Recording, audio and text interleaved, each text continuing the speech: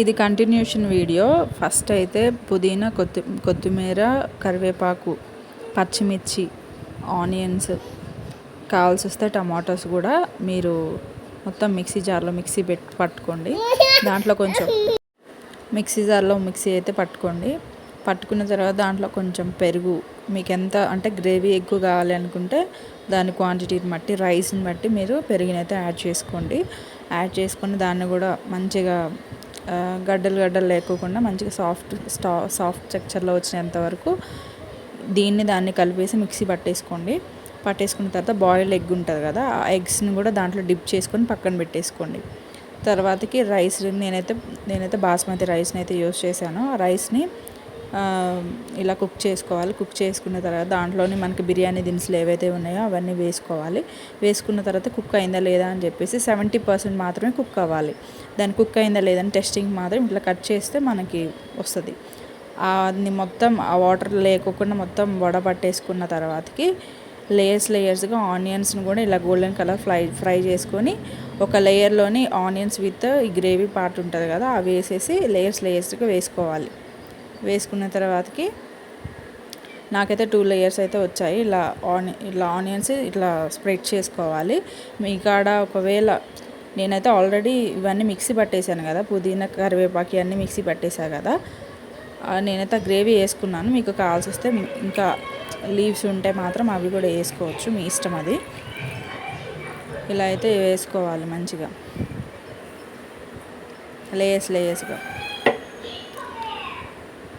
నేనైతే పైన ఎగ్స్ అయితే వేసుకున్నాను. మీరు అడుగునే వేసుకుంటే మాత్రం తీయడానికి కష్టమైంది కాబట్టి నేనైతే పైన ఇలా పెట్టుకున్నాను. కొంచెం నేను ఫ్రై కూడా చేయలే ఎగ్స్ని, నాకు ఇట్లానే నచ్చింది కాబట్టి ఆయిల్లో ఫ్రై చేయలే. మీకు కావాల్సి వస్తే ఆయిల్లోని కారం, ఉప్పు, పసుపు వేసేసి కొంచెం ఫ్రై చేసుకొని వేసుకోండి.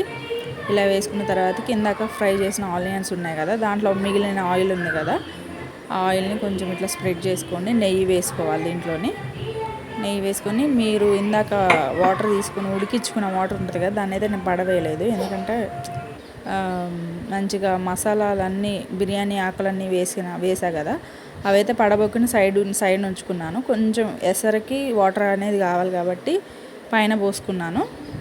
పై మసాలా పొళ్ళు ఉంటాయి కదా, అవి కూడా మీరు స్ప్రింకిల్ చేసుకోండి. ఇలా గాలి అనేది బయటికి ఆవిరిపోకుండా పైన నేను బరువాటిది ఏదైనా పెట్టుకోవాలి. నేనైతే రోల్ అయితే పెట్టుకున్నాను. మీకు ఏదైనా అవైలబుల్ ఉంటే వేసుకోండి. ఇలా గాలి బయటికి వెళ్ళకుండా కవర్ చేసుకోవాలి. చేసుకున్న తర్వాతకి సిమ్లోని ఒక 20 minutes అట్లా ఉడకనిచ్చిన తర్వాత ఇంకో రెడీ అయింది. చూసారు కదా, సేమ్ బిర్యానీ ఫ్లేవర్ అయితే వచ్చేసిద్ది. ఇంకా డిఫరెంట్ స్టైల్స్లో కూడా వచ్చి నేనైతే ప్రస్తుతానికి ఇట్లా ఈజీగా తొందరగా చేయాలనుకున్నాను కాబట్టి ఇలా అయితే చూపించాను. మీరు ఇంట్లో ట్రై చేసి చూసి నాకు కామెంట్ అయితే చేయండి. చాలా బాగా అయితే కుదిరిద్ది. Thank you friends watching for video. ఈ వీడియో చూసే ముందు లైక్, సబ్స్క్రైబ్ అయితే చేయండి. చాలా కష్టపడి తీసా వీడియో.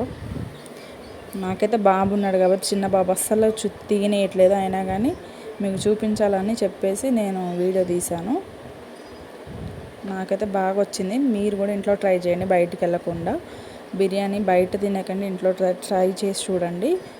మంచిగా తినొచ్చు, ఫ్యామిలీ మెంబర్స్తో పాటు తినొచ్చు. ఎవరైనా రిలేటివ్స్ వచ్చినా కానీ వాళ్ళకు కూడా వండి పెట్టవచ్చు. Thank you friends watching for this video. Thank you.